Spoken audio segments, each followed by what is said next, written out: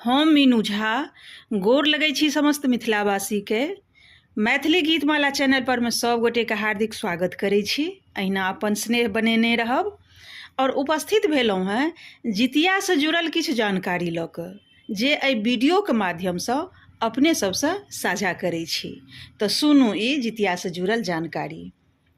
जानकारी ई अछि जे नहाय खाय दिन तेल खैर के सब चढ़ेबै, चूड़ा के सब चढ़ेबै आ के नहीं चढ़ेबै, ओ सबटा जानकारी अपने से लोकनि से साझा करै छी। तऽ तेल खैर जे व्रत करै छियै ओहो चढ़ेबै।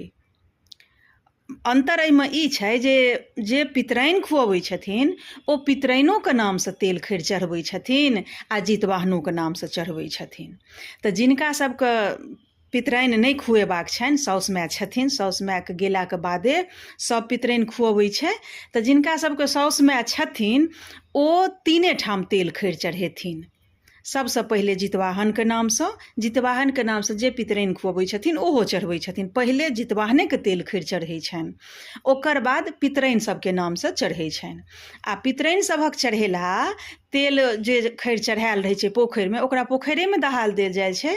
आ जे जितवाहनके नामसँ चढ़ल रहै छनि से जे कटोरीमे लऽ गेल रहै छी तेल, करूके तेल और सरसोके खरी बिकाइत रहै छै, ओ सब लऽ कऽ जाइ छियै।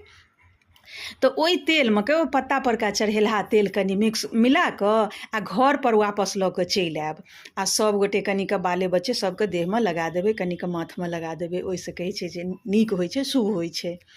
तऽ ई तऽ छल तेल खैर चढ़बैके जानकारी। तऽ तेल खैर जे व्रत करबै सेहो चढ़ेबै, लेकिन ओ तीने ठाम चढ़ेबै, दूटा चिल्होसियारके नामसँ और जितवाहनके नामसँ। आ जे व्रत करै छथिन, जे पितराइन खुअबै छथिन, ओ जएटा पितराइन खुएथिन ओ पितराइनोके नामसँ तेल खैर चढ़ेथिन। ई तऽ छलै तेल खैर चढ़बैके जानकारी। आब अइ चूड़ा चढ़बैके जानकारी। तऽ चूड़ो सब गोटे चढ़ेबै। जहिना तेल खैर चढ़ा के एलियै व्रतो वाली सब, तहिना चूड़ो चढ़ेबै। जे व्रत करै छियै आ पितराइन नहीं खुएबै ओ तीन ठाम चूड़ा चढ़ेबै। पहिले जितवाहनके चढ़ेबनि चूड़ा, तकर बाद चिलसियारके नामसँ चढ़ेबै।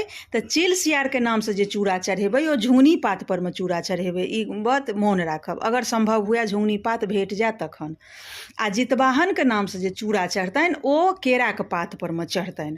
ओहि परमे चूड़ा, दही, चीनी, जिनका अम्मट हुए, केरा हुए, मिठाई हुए, सब किछु। आ ओहि परमे पान सुपारी दऽ देबै, धूप दीप लेस लेब। तकर बाद ओ तऽ एक हिसाबसँ देखियौ तऽ ई संकल्पे भेल पूजाके, जितिया पूजाके ई संकल्पे केनाइ भेलै। तऽ धूप दीप देखा कऽ आ तकर बाद ओ चूड़ाके उसरगब। तऽ जितवाहनके नामसँ जे केरा पात पर चूड़ा दही चढ़ेने रहबै ओ परिवारमे सब गोटे प्रसाद रूपे ग्रहण करब। आ जे चिलसियारके नामसँ चूड़ा दही चढ़ेने रहबै झुंगनीके पात परमे, ओकरा छत परमे जाकऽ राखि देबै ग। चील कौआ जे रहतै से अपन ओ सब खा लेतै।